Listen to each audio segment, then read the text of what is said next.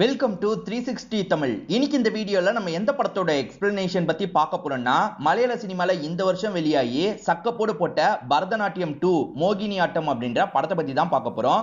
இது ஒரு பக்காவான கிரைம் த்ரில்லர் படம்னு சொல்லலாம். காமெடி கலந்து சூப்பரா சொல்லியிருப்பாங்க.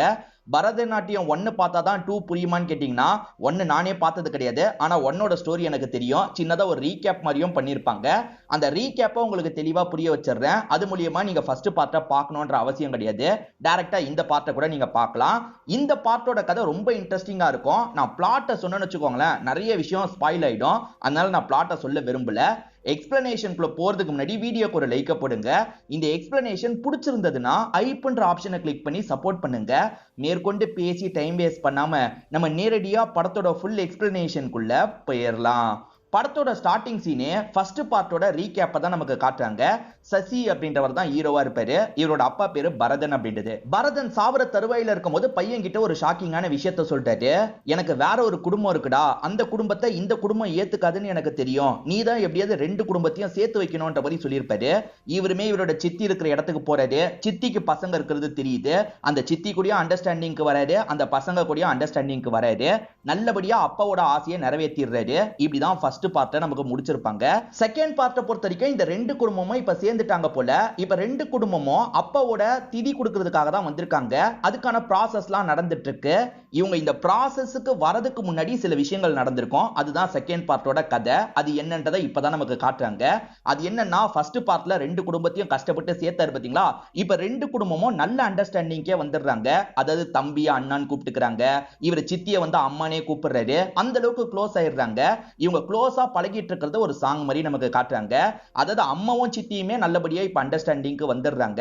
அப்பா உங்களோட ஆசையை நான் நிறைவேற்றிட்டேன் அப்படின்ற மாதிரி அப்பாவோட போட்டோவை பார்த்து சசியும் சொல்லிட்டு இருக்காரு. இப்ப வேற ஒரு கேரக்டரை காட்டுறாங்க. இந்த பார்ட்ல இவர் தான் முக்கியமான கேரக்டர். இவரோட பேரு கோவிந்தன் அப்படின்றது. இவரோட ஃப்ரெண்ட்ஸான ஒரு 3 பேரை பார்க்கிறதுக்காக வராரு. பரதன் இறந்து போயிட்டான் தெரியுமான்ற மாதிரி இவங்க பேசிக்கிறாங்க. இவங்க 5 பேர் சேர்ந்து ஏதோ ஒரு ஸ்கேம் பண்ணிருக்காங்க போல. கோயில் கமிட்டி மெம்பரா இருப்பாங்க. அங்க ஏதோ ஒரு ஸ்கேம் பண்ணிருக்காங்க போல. அந்த ஸ்கேம்ல மாட்டி 1.5 கோடி ரூபாய் இவங்க தரணும்ன்ற நிலைமையா இருக்கும். எல்லாருமே சீக்கிரமா காசை தாங்கன்ற மாதிரி கோவிந்தன் சொல்லிட்டாரு. இப்பதான் இதுல சத்யன் ஒருத்தருக்கு ஆபரேஷன் நடந்திருக்கும். என்கிட்ட எல்லாம் சுத்தமா காசு இல்லைன்னு சொல்லிட்டாரு. அதெல்லாம் தெரியாது, எல்லாருமே காசை தாங்க, அப்பதான் பிரச்சனையில இருந்து வெளியே வர முடியும் கோவிந்தன் சொல்லிட்டாரு. அப்படியே கட் பண்ணி நம்ம ஹீரோவோட ஃபேமிலியை காட்டுறாங்க. ஹீரோக்கு ஒரு தங்கச்சி இருப்பாங்க. தங்கச்சி ஹஸ்பண்ட் வேலையில ஒரு பிரச்சனை போல. இவர் ஸ்கூல் டீச்சரா இருப்பாரு. இவரோட வேலை போற நிலைமையில இருக்கு. காசு தந்தாதான் அந்த வேலையை வாங்க முடியும். உன் அண்ணன் மத்தவங்களுக்கு எல்லாம் ஹெல்ப் பண்றாரு, ஆனா எனக்கு ஹெல்ப் பண்ண மாட்டாரு, எனக்கு ரொம்ப கஷ்டமா இருக்குன்ற மாதிரி சொல்லிட்டாரு. அதெல்லாம் ஒண்ணும் இல்லைங்க, கண்டிப்பா என்னோட அண்ணன் பண்ணுவாரு அப்படின்ற மாதிரி ஒய்ஃபுமே ஹஸ்பண்டுக்கு சமாதானம் எல்லாம் சொல்லிட்டு இருக்காங்க. இவங்க எல்லாருமே இப்ப சித்தி வீட்டுல தான் ஸ்டே பண்ணிட்டு இருக்காங்க. ஒரு கோயில் இங்க ஃபேமஸ் போல. அந்த கோயில்ல வேண்டுதல் மாதிரி பண்ணலான்ற மாதிரி இந்த மச்சான் இருக்காரு பாத்தீங்களா, இந்த இடத்துல வேண்டுதல் எல்லாம் பண்ணிட்டு இருக்காரு. இந்த சமயம் சித்தி இவர்கிட்ட பேசுறாங்க, நம்ம ஹீரோ கிட்ட பேசுறாங்க. நல்ல வேலைப்பா, 2 குடும்பத்தையும் சேர்த்து வச்சிட்டன்ற மாதிரிலாம் சொல்றாங்க. இந்த சித்தியோட பேரு ருக்மிணி அப்படின்றது. அந்த 4 வயசானவங்கள கோவிந்தன் ஒருத்தரை காமிச்சாங்க பாத்தீங்களா. இந்த கோவிந்தனை பார்த்து பேசுறதுக்காக ஏப்பன் ஒருத்தர் வந்திருக்காரு. ஆக்சுவலா இந்த ஏப்பனோட பொண்ணு வெளியூர்ல வேலை பார்க்கணும்னு ஆசைப்பட்டிருப்பாங்க. ஒரு ஏஜென்சி மூலியமா இந்த கோவிந்தன் தான் காசை வாங்கி அனுப்பி வச்சிருப்பாரு. போன என்னோட பொண்ணு கிட்ட இருந்து தகவல் வரல, என்ன ஏதுன்னு விசாரிங்கன்னு கேக்குறாரு.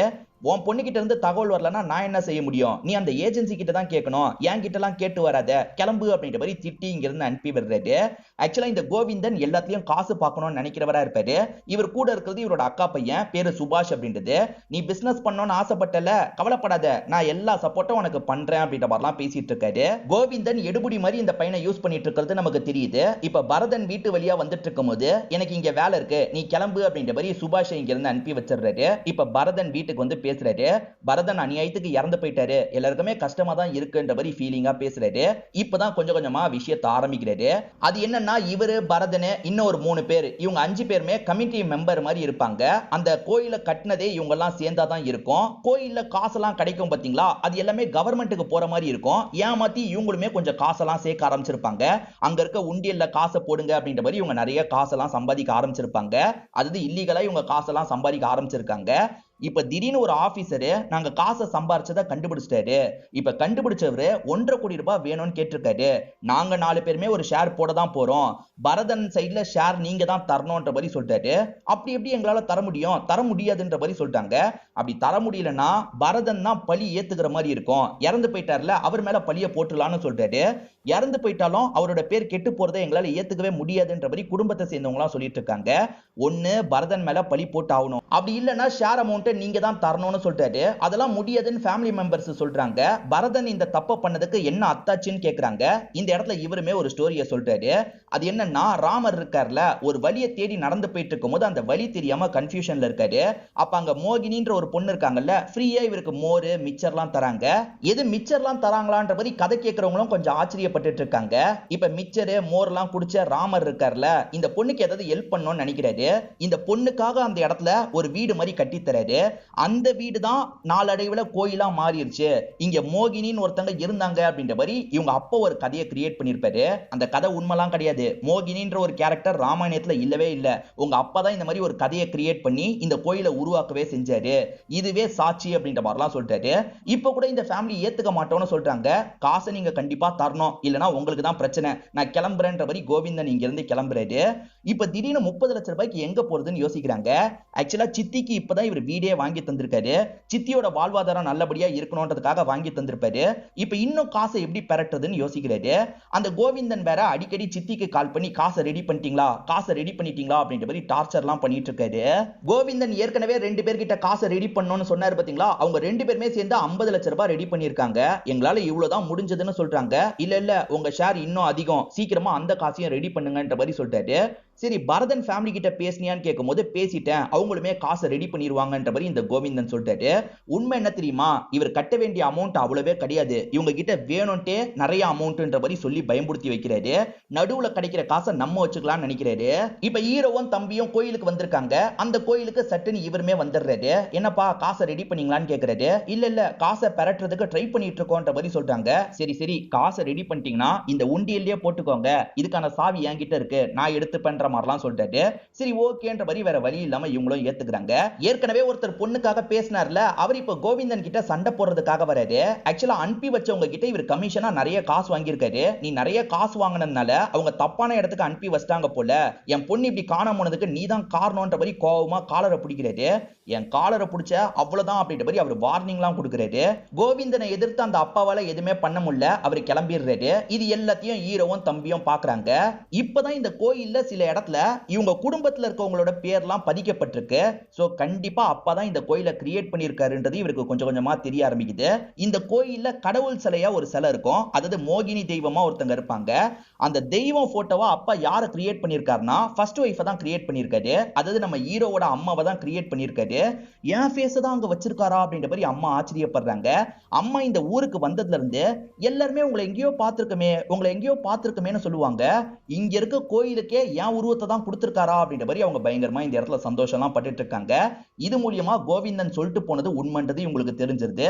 கோவிந்தன் வீட்டுக்கு வராரு. வீட்டுல சிம்பான்ற ஒரு நாய் இருக்கு. அந்த நாய்க்கான ஃபுட் வீட்டுல காலியா இருக்கிறது இவருக்கு தெரிய வருது. ஏன் வாங்கி வைக்கலன்னு ஒய்ஃப் கிட்ட கோவப்படுறாரு. ஒய்ஃபை கூட இவர் மதிக்க மாட்டாரு, அந்த நாய் மேலதான் அன்பு காட்டுறாரு. நாயை மதிக்கிற அளவுக்கு கூட நம்மள மதிக்க மாட்டாரு அப்படின்ற மாதிரி ஒய்ஃப் இருக்காங்கல்ல, பயங்கரமா இந்த இடத்துல ஃபீல் பண்றாங்க. இப்ப காலையில நேரம் கோவிந்தன் இருக்கார்ல, அந்த சுபாஷ்ன்ற பையன் கூட வாக்கிங் மாதிரி வந்துட்டு இருக்காரு. எனக்கு பரதன் வீட்டுல வேலை இருக்கு, நீ கிளம்பு அப்படின்ற மாதிரி இந்த பையனை அனுப்பி வச்சிடுறாரு. இப்ப பரதன் வீட்டுல பேசுறதுக்காக வந்துடுறாரு. இவர் வர சமயம் ஹீரோ வீட்டுல இருக்க மாட்டாரு, குடும்பத்தை சேர்ந்தவங்க தான் இருக்காங்க. இவர் வந்ததுல இருந்தே ரொம்ப ரூடா பேசுறாரு. எப்ப காசை தருவீங்க, காசை தரலன்னா நீங்க எல்லாருமே உள்ள போற மாதிரி ஆயிடும்ன்ற மாதிரி மிரட்ட ஆரம்பிக்கிறாரு. ஹீரோவோட குடும்பத்தை சேர்ந்தவங்க இருக்காங்கல்ல, அதாவது ஹீரோவோட தாய் மாமாலாம் இந்த இடத்துக்கு வந்திருப்பாரு. அவர் காசெல்லாம் தர முடியாதுன்னு பிரச்சனை பண்றாரு. இதனால இவங்க 2 பேருக்குள்ளயும் சண்டை மாதிரி ஏற்படுது. இந்த இடத்துல மாத்தி அடிச்சுக்கலாம் ஆரம்பிக்கிறாங்க. அப்பன்னு பார்த்து ஒரு பொண்ணு துணியை தைக்க கொடுக்கறதுக்காக ருக்மணியை பாக்குறதுக்காக வரா. போயிட்டு அப்புறமா வாணி இவங்க சமாளிக்கிறதுக்கு ட்ரை பண்றாங்க. எனக்கு அர்ஜென்ட்டா வேணும்ன்ற மாதிரி இந்த பொண்ணு இங்கேயே இருக்கா. இவங்களுமே சத்தம் போடாதீங்க அப்படின்ற மாதிரிலாம் சொல்றாங்க. இப்ப அவர் கத்துறதுக்கு ட்ரை பண்றாருல, எல்லாருமே சேர்ந்த மாதிரி அவரோட வாயெல்லாம் மூடிட்டு இருக்காங்க.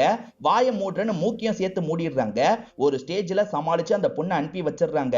அதுக்கப்புறம் பார்த்தா இவர் அசைவே இல்லாம இருக்காரு. என்ன இந்த மனுஷன் அசைவே இல்லாம இருக்காருன்ற மாதிரி இவங்க பாக்குறதுக்காக வரும்போது இவர் இறந்து போயிட்டாருன்றது தெரிய வருது. ஐயோ வந்த மனுஷனை தெரியாதனமா சாவடிச்சிட்டுமே, இப்ப என்ன பண்றது அப்படின்ற மாதிரிலாம் யோசிக்கிறாங்க. இப்ப அப்படியே கட் பண்ணி நம்ம ஹீரோ சசியை காட்டுறாங்க. இவர் குளிச்சு முடிச்சுட்டு வீட்டுக்கு வராரு. என்கிட்ட ஒரு ஐடியா இருக்கு, அது என்னன்னா எல்லாரையும் உட்காந்து பேச வைக்கலாம். அப்படி பேசும்போது ஷேர் கொஞ்சம் குறையும், நம்ம கம்மி காஸ்ட்லி எப்படியாவது பேசி இந்த ப்ராப்ளத்தை முடிக்கலாம்னு சொல்லிட்டாரு. அதுக்குள்ள வேற ஒரு பிரச்சனை ஏற்பட்டுச்சுன்னு குடும்பத்தை சேர்ந்தவங்க சொல்றாங்க. இது இறந்து போயிட்டாரான்ற மாதிரி இவர் ஷாக் ஆகுறாரு. இப்ப செக் பண்றதுக்காக வரும்போது சுத்தமா அசைவே இல்ல. கண்டிப்பா அவர் இறந்து போயிட்டாரு அப்படின்றது தெரியுது. அநியாயத்துக்கு சாவடிச்சிட்டீங்களே அப்படின்ற மாதிரி குடும்பத்து மேல கோவப்படுறாரு. இது வெளியே வந்தா பெரிய பிரச்சனை, பாடியை எப்படியாவது மறைக்கணும் அப்படின்ற மாதிரிலாம் சொல்றாரு. இப்ப சுபாஷ் இருக்கான்ல, மாமாவை பாக்குறதுக்காக வீட்டுக்கு வந்திருக்கான். மாமா வீட்டுக்கே வரலன்ற மாதிரி அத்தை சொல்றாங்க. அதே மாதிரி உன் மாமா கூட சேர்ந்து நீ சுத்தாத, உன் மாமா நிறைய பேருக்கு துரோகம் தான் பண்ணிருக்காரு, உனக்கும் பண்ணிட போறாரு அப்படின்ற மாதிரிலாம் சொல்றாங்க. சேச்சா, மாமா மத்தவங்க விஷயத்துல கூட கெட்டவரா இருக்கலாம், என் விஷயத்துல அப்படி இல்லன்ற மாதிரி இந்த பையன் சொல்றான். இப்ப சசி என்ன பண்றாருன்னா, தெரிஞ்ச ஒரு அண்ணனுக்கு கால் பண்றாரு. இவர் சினிமால வேலை பாக்குறாரு போல. ஆக்சுவலா திருஷ்யம் படம் வந்ததுல அந்த மாதிரி நாங்களுமே ஒரு படம் ப்ரொடியூஸ் பண்ணலாம்னு யோசிக்கிறோம், அதுக்காக கதை தான் யோசிச்சுட்டு இருக்கோம். இந்த மாதிரி ஒரு விஷயத்த எப்படி மறைக்கிறது, உங்ககிட்ட ஏதாவது ஐடியா இருக்கான்ற மாதிரி கேக்குறாங்க. இவருமே இந்த மாதிரிலாம் பண்ணலாம், இப்படி பண்ணலாம்ன்ற மாதிரி சில ஐடியாவெல்லாம் கொடுத்துட்டு இருக்காரு. எனக்கு கண்டிப்பா கிரெடிட்ஸ் தரணும்பா அப்படின்ற மாதிரி சொல்லிட்டாரு. கண்டிப்பா தரோம், கண்டிப்பா தரோன்ற மாதிரி இவங்களுமே கட் பண்ணிடுறாங்க. இப்ப பாடியை டிஸ்போஸ் பண்ணாதான் நம்ம தப்பிக்க முடியும்ன்ற மாதிரிலாம் இந்த இடத்துல யோசிக்கிறாங்க. இப்ப அந்த வயசானவங்கள சத்தியன்னு ஒருத்தரை காட்டுறாங்க. இப்பதான் இவருக்கான ஆபரேஷன் முடிஞ்சிருக்கும், அதனால ஷேர் அமௌண்ட்டை இவரால தர முடியல போல. இப்ப சுபாஷும் என்னோட மாமா இங்க வந்தாரான்ற மாதிரி கேக்குறான். உன் மாமா எதுக்கு இங்க வர போறாரு, அந்த ரெண்டு பேரை பாக்குறதுக்காக போயிருக்கலாம், அவங்க இடத்துல போய் செக் பண்ணி பாருன்ற மாதிரி அனுப்பி வைக்கிறாரு. ஹீரோக்கு ஒரு தாய் மாமா இருக்கிறதா சொன்ன பாத்தீங்களா, அவர் நைஸா இங்க இருந்து கிளம்ப பாக்குறாரு. எனக்கு ஊர்ல வேலை இருக்குன்னு சொல்லிட்டாரு. பாடியை பார்த்தோன்னா உசாரா தப்பிக்க பாக்குறியா, அதெல்லாம் தெரியாது, நம்ம எல்லாருமே சேர்ந்து தான் இந்த விஷயத்தை பண்ணோம் அப்படின்ற மாதிரி ஹீரோவும் இவரை லாக் பண்ணிடுறாரு. இந்த சமயம் சுபாஷ்ன்ற பையன் இந்த இடத்துக்கு வந்துடுறான். யார்ப்பா நீ, என்ன வேணும்ன்ற மாதிரி இவங்க கேக்குறாங்க. என் மாமா கடைசியா இங்கதான் வந்தாரு, என் மாமா கிளம்பிட்டாரான்ற மாதிரி கேக்குறான். ஓஹோ, கோவிந்தனை பத்தி கேக்குறியா, அவர் எப்பயோ கிளம்பிட்டாரு அப்படின்ற மாதிரி சமாளிக்கிறாங்க. இவங்க சமாளிக்கிறது அந்த பையனுக்கு நல்லாவே தெரியுது. என்ன திருன்னு முடிக்கிறாங்க, ஏதோ தப்பா இருக்கேன்ற மாதிரி யோசிச்சுக்கிட்டே அந்த பையனும் இங்க இருந்து கிளம்பி போறான். இவங்க வீட்டுல வண்டிலாம் இருக்காது, அதனால வண்டியை வாடகைக்கு எடுக்கிறதுக்காக வந்துடுறாங்க. எதுக்கு வாடகைக்குன்னு கேட்கும்போது கொலையெல்லாம் தூக்கிட்டு போறதுக்கு அப்படின்ற மாதிரி இங்க இருக்க மச்சான் சொல்றாரு. அந்த கடைக்காரர் என்ன சொல்றாருன்னா, இப்படிதான் ஒருத்தன் கொலையை தூக்கிட்டு போறேன்ட்டு கஞ்சா பொட்டலத்தை சேர்த்து தூக்கிட்டு போயிட்டான், வண்டியில செக் பண்ணி தான் பொருளை ஏத்துவோன்ற மாதிரி சொல்றாங்க. வேற வழி இல்லாம இவங்களுமே வண்டியை வர வச்சிடுறாங்க. எப்படியாவது ஒரு சின்ன கேப்ல ஏமாத்தி அந்த மூட்டையும் ஏத்திரலாம்ன்ற மாதிரி கணக்கு பண்றாங்க. அந்த லேடி ஒரு ஸ்டேஜ்ல லைட்டா அசரும் போது இவங்களுமே பாடியை வச்சிடலான்னு வேகமா வச்சிடுறாங்க. சரி நான் கொண்டு போறேன் அப்படின்ற மாதிரி மச்சான் இருக்காரு பாத்தீங்களா, வண்டியில ஏறி கிளம்பிடுறாரு. அவர் கிளம்புனதுக்கு அப்புறம் தான் இவங்க பாடி மூட்டையை வைக்காம விட்டது தெரியுது. ஃபுல்லா தென்னங்கொலையை தான் வச்சிருப்பாங்க, அந்த பாடியை வைக்காம விட்டுருப்பாங்க. அச்சச்சோ சொதப்பிக்கிச்சே, சரி பைக்லயே எடுத்துட்டு போயிடலான்ற மாதிரி ஹீரோவும் யோசிக்கிறாரு. ஹீரோவும் ஒரு தம்பியை கூட்டிட்டு பைக்ல அந்த பாடியை கொண்டு போயிட்டு இருக்காரு. ஒரு மூட்டையில கட்டி தான் இவங்க கொண்டு போயிட்டு இருக்காங்க. நம்ம ஹீரோ சித்தியோட வாழ்வாதாரத்துக்காக ஒரு வீடை வாங்கி தந்திருப்பாரு. அந்த வீட்டுக்கு மேல ஒரு போர்ஷன் ஃப்ரீயா இருக்கு. அந்த போர்ஷனை காட்டுறதுக்காக அந்த வயசானவங்கள மீதி 2 பேரு ஒருத்தரை கூட்டு வந்திருக்காங்க. அப்படியே கட் பண்ணி திரும்பி ஹீரோவை காட்டுறாங்க. ஹீரோ ஒரு இடத்துல பாடியை போட்டுடலாம்னு நினைக்கும் போது சுபாஷ் அந்த இடத்துக்கு வந்துடுறான். என்னது இது, வேஸ்ட் பொருளா அப்படின்ற மாதிரி கேட்கிறான். ஆமான்ற மாதிரி சொல்றாங்க. கடையில போட்டா காசாது கிடைக்கும்ல, என் கூட வாங்க நான் கடையை காட்டுறேன்னு சொல்றான். வேற வழி இல்லாம இவங்களும் ஃபாலோ பண்றாங்க. ஃபாலோ பண்றவங்க பாதியிலேயே திரும்பிடுறாங்க. என்ன திடீர்னு திரும்பிட்டாங்கன்ற மாதிரி சுபாஷும் யோசிக்கிறான். இப்ப டிஸ்போஸ் பண்ண முடியாம இவங்க வீட்டுக்கு வந்துடுறாங்க. அந்த இடத்துல பார்த்தா கோவிந்தனுக்கு 50 லட்சம் ரூபாய் தந்தவங்க தான் ஒருத்தரை வீடு காட்டுறதுக்காக கூட்டு வந்திருக்காங்க. அவங்களுமே மூட்டையை பார்த்து மூட்டையில என்ன இருக்குன்னு கேக்குறாங்க. ஹீரோவும் வாழைக்கொலை தான் இருக்குன்ற மாதிரி சொல்றாரு. அப்படியா, ரொம்ப கனமா இருக்குன்ற மாதிரி தூக்குறதுக்கு ஹெல்ப்லாம் பண்றாங்க. இவங்க பாடியை வெளியே கொண்டு போறதுக்கு பிளான போடுறாங்க. எங்க போனாலுமே அந்த சுபாஷ் நின்னுட்டு இருக்கான். சுபாஷ்க்கு லைட்டா இவங்க மேல சந்தேகம் வந்துருதுல, அதனால தான் இவங்களை பார்த்துக்கிட்டே இருக்கான். எப்ப பாரு வீட்டு வாசல்லயே தான் இருக்கான். அவன் எப்ப பாரு வீட்டு வாசல்லயே இருக்கான், இப்ப என்னதான் பண்றது அப்படின்ற மாதிரி நைட்டு நேரம் எல்லாருமே சேர்ந்த மாதிரி டிஸ்கஸ்லாம் பண்ணிட்டு இருக்காங்க. இப்படி டிஸ்கஸ் பண்ணிட்டு இருக்கும்போது யாரோ கதவை தட்டுறாங்க. இந்த நேரத்துல யாருன்னு பாக்குறதுக்காக வந்தா அந்த சுபாஷ் தான் வாசல்ல நிக்கிறான். என்னோட மாமா கடைசியா உங்களுக்கு தான் கால் பண்ணிருக்காரு, உங்க வீட்டுக்கு தான் வந்த மாதிரியும் நான் பார்த்தேன், உண்மையிலேயே என்னோட மாமா இல்லையான்னு கேக்குறான். கண்டிப்பா இங்க இல்லப்பா, கிளம்பிட்டாருன்ற மாதிரி சொல்றாங்க. சரி சரின்ற மாதிரி ஒரு மாதிரி வித்தியாசமா பார்த்துக்கிட்டு கிளம்புறான். என்ன இப்படி பார்த்துட்டு போறான்ற மாதிரி இவங்களுமே பயப்படுறாங்க. ஹீரோவோட தாய் மாமா ரொம்ப பயப்படுறாரு. இந்த குடும்பத்துக்கு ஹெல்ப் பண்றதுக்கு வந்துதான் இவ்வளவு பெரிய பிரச்சனையில நம்ம மாட்டிக்கிட்டோம், அவ்வளவுதான் எல்லாருமே ஜெயில கழி திங்க தான் போக போறோம் அப்படின்ற மாதிரிலாம் புலம்புறாரு. இப்ப படுக்க போறன்ற மாதிரி வீட்டுக்குள்ள போனவரு திடீர்னு தூக்கு மாட்டி சாவலான்னு முடிவு எடுத்துறாரு போல. யோ மாமா என்னையா பண்ணிட்டு இருக்க அப்படின்ற மாதிரி எல்லாருமே சேர்ந்த மாதிரி அவரை தடுத்து காப்பாத்திடுறாங்க. அவசரப்பட்டு இந்த முடிவுக்குலாம் வராதீங்க, இந்த சுபாஷை சமாளிக்கிற மாதிரி வேற ஒருத்தனை எனக்கு தெரியும் அப்படின்ற மாதிரி சொல்றாரு. யாருன்ற மாதிரி மாமா கேக்குறாரு. நம்ம ஊர்ல ஒருத்தன் சுபாஷ்னு இருக்கான்ல, அவனை இந்த இடத்துக்கு வர வைக்கலாம்னு சொல்றாரு. நல்ல ஐடியா தான் அப்படின்ற மாதிரி மாமாவும் ஏத்துக்கிறாரு. இப்ப ஹீரோவும் ஃப்ரெண்டை பிக்கப் பண்றதுக்காக பஸ் ஸ்டாப் கிட்ட வந்துட்டு இருக்காரு. எங்க மச்சான் இருக்கன்னு கேட்டுக்கிட்டே வந்துட்டு இருக்காரு. இப்ப அந்த சுபாஷ் இருக்கான் பாத்தீங்களா, ஹீரோ எங்க போறாரு வராருன்றத பாத்துட்டு இருக்கான். சுபாஷ்னு வேற ஒரு ஃப்ரெண்ட கூட்டு போறதுக்காக வந்திருக்காரு பாத்தீங்களா, இது எல்லாத்தையும் இந்த ஊர்ல இருக்க சுபாஷும் பாத்துட்டு இருக்கான். ஹீரோவோட ஃப்ரெண்டு பேரும் சுபாஷ் தான். ஆனா இதுக்கப்புறம் நான் ஃப்ரெண்டுனே சொல்றேன். அந்த ஃப்ரெண்ட் என்ன பண்றாருன்னா, இங்க இருக்க உண்டியல்ல காசு போடுறாரு. என்ன மச்சான் சவுண்டே கேட்கல, ஃபுல்லா பணக்கட்டு தான் இருக்கும் போலியே அப்படின்ற மாதிரி கிண்டலா சொல்றாரு. எதுக்காக என்ன வர வச்சிருக்கன்னு கேட்கும்போது ஹீரோவும் கொஞ்சம் கொஞ்சமா விஷயத்த சொல்றாரு. இந்த கோயிலை கட்டினதே என்னோட அப்பா தான், இந்த ஊருக்கு வந்து கோயிலை கட்டியிருக்காரு, இது மூலியமா நிறைய காசு ஆட்டைய போட்டிருக்காரு, அதனால ஒரு பிரச்சனை ஏற்பட்டுருச்சு அப்படின்ற மாதிரிலாம் சொல்ல ஆரம்பிக்கிறாரு. நீ பஸ் ஸ்டாப்ல என்ன கூப்பிடுறதுக்கு வரும்போது ஒன்னே ஒருத்தன் சுத்தி சுத்தி வந்தான், அவன் தானே அந்த பிரச்சனை அப்படின்ற மாதிரி ஃப்ரெண்டு கேக்குறாரு. ஆமா மச்சான், அவனால தான் பிரச்சனை, என்ன பிரச்சனைன்றத டீட்டெயிலா சொல்றேன், வீட்டுக்கு வான்ற மாதிரி வீட்டுக்கு கூட்டு வந்துடுறாரு. தெரியாதனமா கோவிந்தன் ஒருத்தர் வந்தாரு, அவர் கதையை நாங்க முடிச்சிட்டோன்ற மாதிரி சொல்றாரு. எது கொலை பண்ணிட்டீங்களா? ஏன்டா எதுக்காகடா என்ன கூப்பிட்டீங்க? என்னாலாம் ஹெல்ப் பண்ண முடியாது, நான் கிளம்புறேன் அப்படின்ற மாதிரி வேகமா இங்க இருந்து கிளம்ப பாக்குறாரு. அப்ப குடும்பமே சேர்ந்த மாதிரி இவரை மிரட்டுறாங்க. அது என்னன்னா, பாதியில போனோம்னு நினைச்சேன்னு வச்சுக்கோயேன், நீயும் இந்த கொலையை பண்ணன்னு ஒன்னையும் மாட்டி விட்டுருவோம், என்ன சொல்ற அப்படின்ற மாதிரி மிரட்டுறாங்க. என்னடா இப்படிலாம் என்ன ஏமாத்துறீங்க, சரி இருக்கன்ற மாதிரி இவருமே ஏத்துக்கிறாரு. நான் முதல்ல அந்த பாடியை பார்க்கணும்ன்ற மாதிரி சொல்றாரு. இவங்களுமே கொண்டு வந்து பாடியை காமிச்சிடுறாங்க. வெளியே கொண்டு போய் பாடியை டிஸ்போஸ் பண்ணிடலான்னு பிளான் எல்லாம் போட்டோம். ஆனா எங்க போலான்னு பார்த்தாலும் அந்த சுபாஷ் தொல்லை கொடுத்துக்கிட்டே இருக்கான், அவனை மீறி நீ தான் எப்படியாவது டிஸ்போஸ் பண்றதுக்கு ஹெல்ப் பண்ணும் அப்படின்ற மாதிரிலாம் சொல்றாங்க. அந்த சுபாஷி நேரத்துக்கு எல்லா இடத்துலயும் போஸ்டரே அடிச்சு ஒட்டியிருப்பான்ற மாதிரி இந்த ஃப்ரெண்டோ சொல்லிட்டாரு. இப்ப திடீர்னு பார்த்தா அந்த 2 பேர் வந்திருக்காங்க, அதாவது கோவிந்தன் கூட இருக்க அந்த 2 பேர் வந்திருக்காங்க. உங்க அப்பாக்கு நாங்க மரியாதை செலுத்துறதுக்காக ஒரு ஃபங்க்ஷன் பண்ண போறோம், அந்த ஃபங்க்ஷனுக்கான நோட்டீஸை தரதுக்காக தான் வந்திருக்கோம். அதே மாதிரி எங்க கூட சுபாஷும் வந்திருக்கான், அவன் வீடு மாற போறானா, உங்க வீட்டை பாக்குறதுக்காக வந்திருக்கான்ற மாதிரி சொல்றாங்க. இப்ப சுபாஷ் இருக்கான்ல, மேல் வீட்டை தான் பாக்குறதுக்கு வந்திருக்கான், ஆனா கீழ் வீட்டுல என்ன இருக்குன்னு அப்பப்ப எட்டி எட்டி பார்த்துட்டு இருக்கான். அங்க என்னப்பா பாக்குற, மேல் வீட்டை போய் பாருப்பா அப்படின்ற மாதிரி இவங்களுமே சொல்றாங்க. அந்த சுபாஷ்க்கு நம்ம மாமாவை ஏதோ பண்ணிட்டாங்கன்னு தோணுது இல்ல, அதனால தான் செக் பண்றதுக்காக இந்த இடத்துல வீட பாக்குற மாதிரி வந்திருக்கான் போல. இப்படி ஒவ்வொரு இடமா செக் பண்ணிட்டு இருக்கும்போது ஒரு மூட்டையை பாக்குறான். இந்த மூட்டைக்குள்ள மாமா இருப்பாரான்னு ஓபன் பண்றான். ஆனா அந்த இடத்துல பார்த்தா வாழைப்பழம் தான் இருக்கு. ஓஹோ, வாழைப்பழம் தான் இருக்கான்ற மாதிரி இவனுமே எடுத்து வாழைப்பழத்தை சாப்பிட்டுட்டு இருக்கான். அந்த சமயம் ஹீரோவோட மச்சான் தண்ணி இறைச்சிட்டு இருக்காரு. இங்க மோட்டர்லாம் இல்லையான்னு கேக்குறான். மோட்டர்லாம் இல்ல, தண்ணியை இறைக்க தான் செய்யணும்ன்ற மாதிரி அந்த மச்சான் இறைச்சிட்டு இருக்காரு. அங்க அவர் தண்ணியை இறைக்கல, சொல்ல போனா அந்த பாடியை தான் அங்க தொங்க விட்டு இருக்காரு. இவன் வரது தெரிஞ்சுதான் வேணும்ட்டு அந்த இடத்துல தொங்க விட்டுருக்காரு. நாங்க வீட தர ஐடியா இல்லன்ற மாதிரி பேசி இவனை அனுப்பி வச்சிடுறாங்க. எனக்கு என்னமோ இவங்க ஏதோ மறைக்கிற மாதிரி இருக்கு, என்னோட மாமா கடைசியா இங்கதான் வந்தாரு, இவங்க ஏதோ பண்ணிட்டாங்க போலன்ற மாதிரி இந்த 2 பேர் கிட்ட சொல்றாரு. என்னடா சொல்ற அப்படின்ற மாதிரி இந்த 2 பேருமே ஆச்சரியப்படுறாங்க. இப்ப இந்த 2 பேருமே ஹீரோ மேல சந்தேகப்பட ஆரம்பிக்கிறாங்க.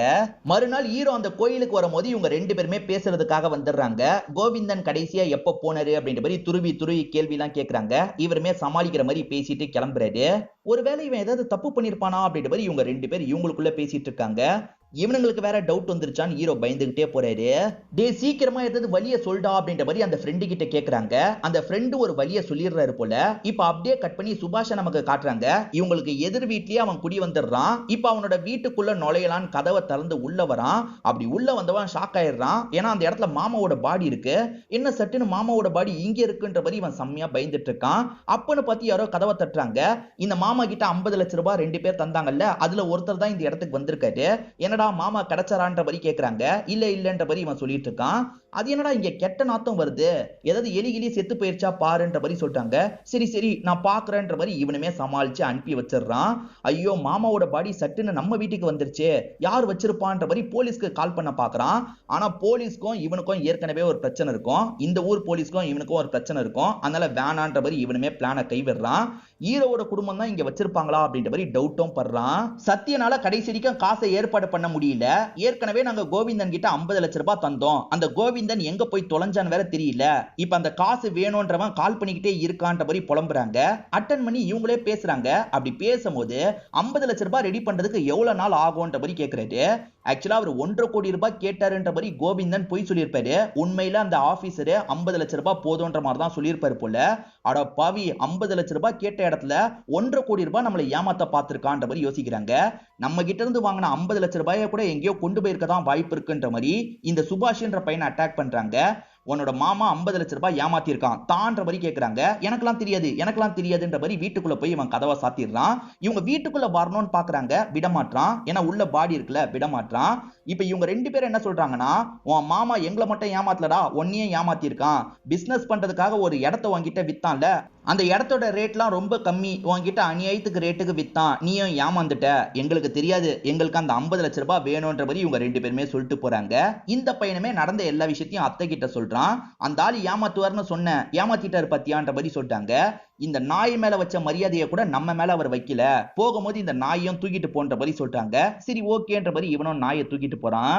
இவன் வீட்டுல கெட்ட நாத்தம் வந்துகிட்டே இருக்குல்ல, அதனால சாம்பிராணியை போடலான்ற மாதிரி இவன் சாம்பிராணி போட்டுட்டு இருக்கான். இப்பதான் இவனுக்கு ஒண்ணு ஸ்ட்ரைக் ஆகுது. அவங்க வீட்டை செக் பண்றதுக்காக போகும்போது அந்த ஹீரோவோட அம்மா சாம்பிராணி போட்டிருப்பாங்க. அவங்க எதுக்காக சாம்பிராணி போட்டாங்க? கண்டிப்பா அங்கதான் பாடி இருந்திருக்கு, நம்மள மாட்ட வைக்கிறதுக்காக இப்படி பண்ணிருக்காங்கன்னு யோசிக்கிறான். இப்ப நேரா ஹீரோவோட ஃபேமிலி கிட்ட பேசுறதுக்கு வந்துடுறான். நீங்க தானே பாடியை வச்சீங்கன்னு கேக்குறான். நாங்களாம் வைக்கலையே, நீ என்ன சொல்றனே புரியலன்ற மாதிரி நடிச்சிட்டு இருக்காங்க. ரொம்ப நடிக்காதீங்க, நான் ஏற்கனவே போலீஸ்க்கு இந்த தகவலை பாஸ் பண்ணிட்டேன்னு சொல்றான்.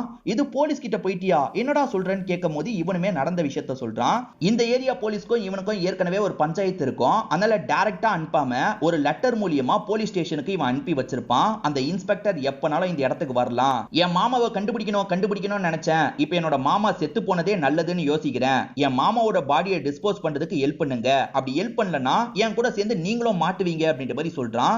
சரி இவன் கூட சேர்ந்து எப்படியாவது பாடியை டிஸ்போஸ் பண்ணிடலாம், நமக்கு பிரச்சனையா இருந்தது இவன் தான், இவனே இப்ப நம்ம பக்கம் வந்துட்டான்ல அப்படின்ற மாதிரி இவங்களுமே யோசிக்க ஆரம்பிக்கிறாங்க. ஹீரோவோட மச்சனுக்கு வேலையில என்ன பிரச்சனைன்னு தெரியல, ஆனா ஒரு 10 லட்சம் ரூபாய் வரைக்கும் தந்தாதான் இவரோட டீச்சர் வேலை இவருக்கு கிடைக்கும்ன்ற நிலைமையா இருக்கும். சீக்கிரமா காசை ரெடி பண்ணுன்ற மாதிரி ஒருத்தர் சொல்லிட்டாரு. சரின்ற மாதிரி இவரும் ஏத்துக்கிறாரு. இப்ப திரும்பி எல்லாருமே சேர்ந்த மாதிரி பாடியை என்ன பண்றது அப்படின்ற மாதிரிலாம் யோசிச்சுட்டு இருக்காங்க. சுபாஷ் என்ன சொல்றான்னா, உங்க வீட்டுக்கு கொண்டு வந்துடலாமான்னு கேக்குறான். ஏன்டா நாங்க மாட்டதுக்கா, அதெல்லாம் தெரியாது, உன் வீட்லயே இருக்கட்டும், உன் வீட்ல இருந்தே என்ன ஐடியானாலும் பண்ணலான்ற மாதிரி சொல்லிட்டாங்க. இப்ப ஹீரோவும் என்கிட்ட ஒரு ஐடியா இருக்குன்ற மாதிரி சொல்லிட்டாரு. இப்ப என்ன பண்றாங்கன்னா, கறி வெட்டுற நபரை பாக்குறதுக்காக வராங்க. ஏற்கனவே ஒரு அப்பாவை நமக்கு காட்டுவாங்கல்ல, அவர் தான் இந்த கறி வெட்டுற வேலை பாக்குறாரு போல. எங்களுக்கு கொஞ்சம் பெரிய சைஸ்ல வெட்டணும்ன்ற மாதிரி சொல்லிட்டாங்க. பெரிய சைஸ்னா என்ன, எரும மாடை வெட்டணுமான்ற மாதிரிலாம் இவர் கேக்குறாரு. அந்த மாதிரி தான் வச்சுக்கலாமே, நீங்க வீட்டுக்கு வந்து பாருங்கன்ற மாதிரி சொல்லிட்டாங்க. இவருமே பாக்குறதுக்காக வீட்டுக்கு கிளம்பி வந்துடுறாரு. டெட் பாடியை காமிச்சோன்னே இவர் பயங்கரமா ஷாக் ஆயிடுறாரு. நீங்க ஷாக் மட்டும் ஆகல, உள்ளுக்குள்ள சந்தோஷமா படுறீங்கன்னு தெரியுது, வெட்டி தாங்கன்ற மாதிரி சுபாஷ் கேக்குறான். வெட்டுறதா, எனக்கு அதெல்லாம் செட் ஆகாது, என்ன விட்டுருங்க, நீங்க இருந்து கிளம்ப பாக்குறாரு. இவங்க வேணும்ட்டே பொண்ணை பத்தி பேசுறாங்க. உங்க பொண்ணு காண போனதுக்கு இவர் தானே காரணம், இவரை சும்மாவா விட போறீங்கன்ற மாதிரி ஏத்தி விடுறாங்க. சரி நான் வெட்டுறேன் அப்படின்ற மாதிரி இவருமே ஏத்துக்கிறாரு. இந்த கத்தியை வச்சு மட்டும் பண்ண முடியாது, இன்னும் சில பொருள்லாம் வாங்கணும்ன்ற மாதிரி சொல்லிட்டாரு. சரி அந்த பொருள்லாம் வாங்கிக்கலாம் அப்படின்ற மாதிரி இவங்களுமே நிறைய காசெல்லாம் தந்துடுறாங்க. அந்த பொருளை சந்தேகம் வராத மாதிரி வாங்கணும்ல, அதனால நிறைய பேர் வந்து எல்லாருமே தனித்தனியா ஒவ்வொரு பொருளை மட்டும் எடுத்துக்கிறாங்க. எப்படியும் பாடியை துண்டு துண்டா வெட்ட போறோன்றது ஆயிருச்சு, இந்த ஆர்கன் எல்லாம் விக்கிறதுக்கு ட்ரை பண்ணா என்னன்ற மாதிரி 2 பேர் யோசிக்கிறாங்க. மச்சனுக்கு காசு தேவையில்ல, அவரும் சுபாஷும் யோசிக்கிறாங்க. இந்த மாதிரி ஆர்கன் எல்லாம் வாங்கிப்பீங்களா அப்படின்ற மாதிரி விசாரிச்சுட்டு இருக்காங்க. எங்க இறந்து போயிட்டா ஆர்கன் எதுவுமே வேலை செய்யாதுங்க, எதையும் வாங்கிக்க முடியாதுன்ற மாதிரி ஒரு நர்ஸ் சொல்றாங்க. அப்ப இதுக்கப்புறம் எதுவுமே பண்ண முடியாதான்ற மாதிரி சோகமா இங்க இருந்து கிளம்புறாங்க. இந்த மச்சானுக்கு அந்த நபர் காசு கேட்டுக்கிட்டே இருக்கிறது தான் தொல்லையா இருக்கு போல. இந்த ஏரியாவோட இன்ஸ்பெக்டரும் பஸ் ஸ்டாப் கிட்ட வந்துடுறாரு. வந்தவரு இதை யாரு ஸ்டேஷனுக்கு அனுப்பி வச்சது சொல்லுங்கன்ற மாதிரி கேக்குறாரு. அனுப்பி வச்ச யாருமே இங்க இல்லல, எல்லாருமே அமைதியா இருக்காங்க. சரி இவனோட வீடு எங்க இருக்கு சொல்லுங்க, நான் விசாரணை பண்றதுக்கு போகணுன்ற மாதிரிலாம் கேக்குறாரு. சரி இவரோட பேரு கோவிந்தன், இவரோட அக்கா பையன் கூட உங்களுக்கு லெட்டர் அனுப்பியிருக்கலாம், இல்லனா ஒய்ஃப் அனுப்பியிருக்கலாம், வீடு இங்கதான் சார் இருக்கு, அங்க போய் விசாரணை பண்ணிக்கோங்கன்ற மாதிரி ஒருத்தன் சொல்றான். நன்றிடா தம்பின்ற மாதிரி இவரும் இங்க இருந்து கிளம்ப ஆரம்பிக்கிறாரு. அந்த அப்பா இருக்காரு பாத்தீங்களா, தேவையான டூல்ஸ் எல்லாம் வாங்கிட்டு வந்துடுறாரு. இப்ப 2 லேடிஸ் ஹெல்ப் பண்றதுக்காக நிக்கிறாங்க. அவங்க ஹெல்ப்போட இவருமே பாடியை துண்டு துண்டா கட் பண்ணிட்டு இருக்காரு. இப்ப இந்த போலீஸ் இன்ஸ்பெக்டர் இருக்காருல, அந்த கோவிந்தனோட ஒய்ஃப் கிட்ட பேசுறதுக்காக வராரு. எதுக்காக நீங்க மிஸ்ஸிங் கம்ப்ளைண்ட் கூட தரலன்னு கேக்குறாரு. அவர் மிஸ் ஆனதுல எனக்கு எந்த ஒரு பிரச்சனையும் இல்ல, அவர் போனா போயிட்டு போறாருன்றதுக்காக தான் விட்டுட்டேன்ற மாதிரி அசால்ட்டா பதில் சொல்லிட்டு இருக்காங்க. என்ன இவ்வளவு அசால்ட்டா பதில் சொல்றாங்க, அப்ப இவங்க லெட்டரை போடல, வேற யாரோ லெட்டரை போட்டிருக்காங்கன்ற மாதிரி யோசிக்கிறாரு. இப்ப அந்த அப்பா இருக்காரு பாத்தீங்களா, துண்டு துண்டா நிறைய கவர்ல வெட்டி வச்சிடுறாரு. இவங்க என்ன பண்றாங்கன்னா, ஆளுக்கு 2-3 கவரை கொண்டு போய் டிஸ்போஸ் பண்ணோன்ற மாதிரி யோசிக்கிறாங்க. இப்ப ஆளுக்கு 2 கவரை எடுத்துட்டு கிளம்ப ஆரம்பிக்கிறாங்க. போலீஸ் செக்கிங்ல எல்லாம் மாற்றாங்க, ஆனா சமாளிச்சு கிளம்புறாங்க. இன்னொன்னு பக்கம் இன்ஸ்பெக்டர் இருக்காருல, கோவிந்தனை பாத்தீங்களான்னு ஒவ்வொரு இடமா விசாரணை பண்ணிட்டு இருக்காரு. இப்ப ஆளுக்கு 2 கவர் எடுத்துட்டு போனாங்கல்ல, அதுல மச்சானும் மாமாவும் சேர்ந்த மாதிரி 2 கவரை கொண்டு வராங்க. அந்த இடத்துல போலீஸ் செக்கிங்லாம் நடந்துட்டு இருக்கு. ஐயோ போலீஸ் இருக்காங்களே என்ன பண்றது அப்படின்ற மாதிரிலாம் பயந்துட்டு இருக்காங்க. ஏற்கனவே ட்ரெயினுக்கு ரொம்ப லேட் ஆயிருச்சு சார், விடுங்க சார் அப்படின்ற மாதிரிலாம் கேக்குறாங்க. இவங்க மேல பெருசா அந்த போலீஸ்க்கு டவுட்டும் வர மாட்டேங்குது. சரி சரி கிளம்புங்க அப்படின்ற மாதிரி அனுப்பி வச்சிடுறாரு. இவங்க 2 பேரு சமாளிக்கிற மாதிரியே தான் எல்லாருமே சிச்சுவேஷனா சமாளிச்சிட்டு இருக்காங்க. ஆளாளுக்கு ஒவ்வொரு பக்கம் பிரிஞ்சு போயிருக்காங்க போல. ஆளாளுக்கு 2-3 கவரை கொண்டு போய் டிஸ்போஸ்லாம் பண்ணிட்டு இருக்காங்க. பிரச்சனை வராம இந்த விஷயத்தெல்லாம் பண்ணிட்டு இருக்காங்க. இந்த இன்ஸ்பெக்டர் ஒவ்வொருத்தர்கிட்டயே விசாரிச்சிட்டு இருக்கும்போது 50 லட்சம் ரூபாய் தந்தாங்கல்ல, அவங்க கிட்ட பேசுறதுக்காக வராரு.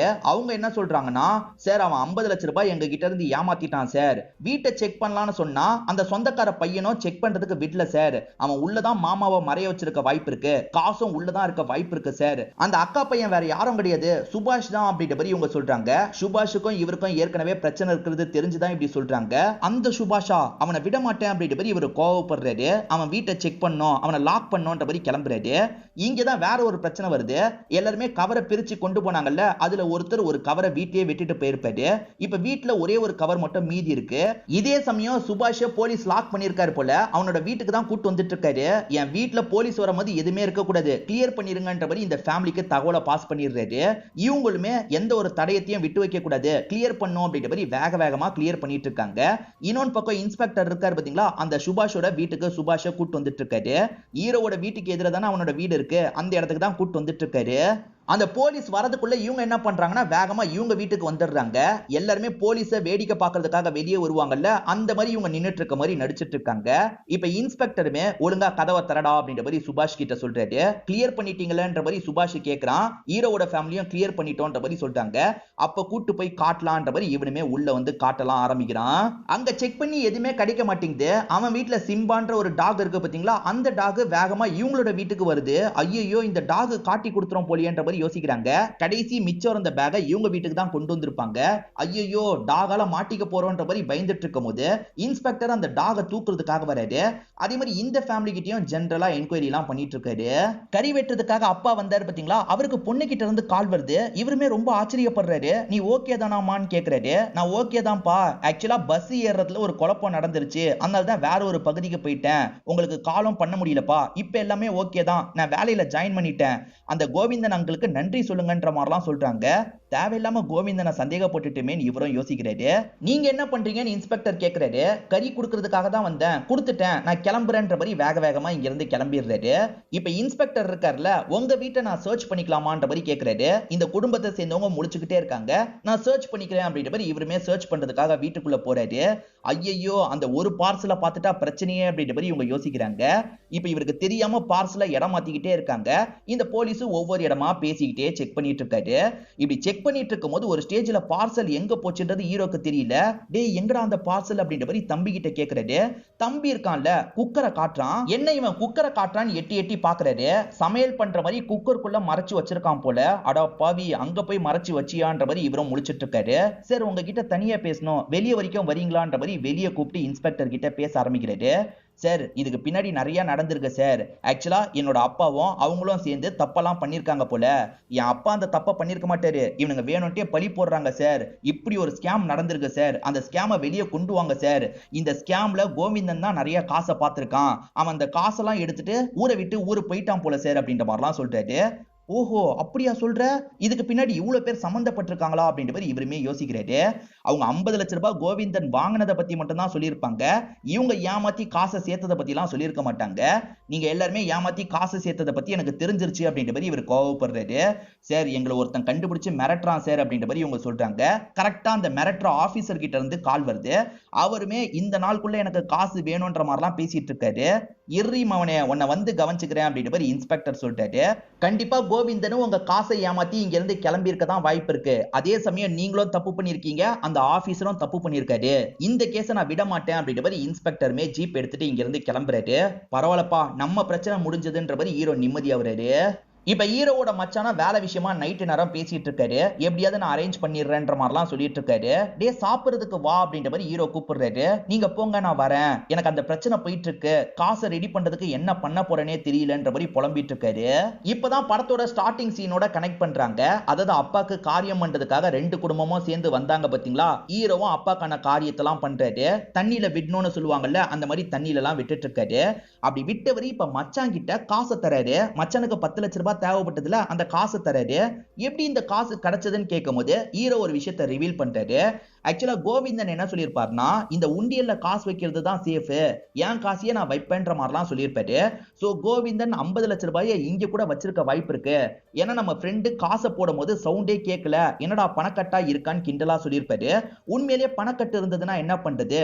அந்த உண்டியலோட சாவி பரதன், அதாவது நம்ம அப்பா கிட்டயும் அந்த சாவி இருக்கு, அந்த சாவியை வச்சு நைட்டோட நைட்டா பிரிச்சு எடுத்துடலாம் நினைச்சிருப்பாரு. இவர் ஓபன் பண்ணி பார்க்கும்போது உண்மையிலேயே காசு இருந்திருக்கும். 10 லட்சம் ரூபாய் இல்ல 50 லட்சம் ரூபாய் இருந்திருக்கும். அந்த மச்சானுக்கு 10 லட்சம் ரூபாய் தந்துடுறாரு. இதை தாண்டி ஃபேமிலியை சேர்ந்த மத்தவங்களும் ஹெல்ப் பண்ணாங்கல்ல, அவங்களுக்குமே காசு பிரிச்சு தராரு. இப்ப சந்தோஷமா எல்லாருமே இங்க இருந்து கிளம்புறாங்க. இதோடயே இந்த படத்தோட கதையை நமக்கு முடிச்சிடுறாங்க. கண்டிப்பா இந்த படத்தோட கதையும் என்னோட எக்ஸ்பிளனேஷனும் உங்களுக்கு பிடிச்சிருக்கும்னு நம்புறேன். இந்த வீடியோ உங்களுக்கு பிடிச்சிருந்ததுன்னா லைக் பண்ணுங்க, கமெண்ட் பண்ணுங்க, மறக்காம 360 தமிழ் சேனலை சப்ஸ்கிரைப் பண்ணுங்க. தொடர்ச்சியா இந்த மாதிரி வீடியோக்கள் வந்துகிட்டே தான் இருக்கும்.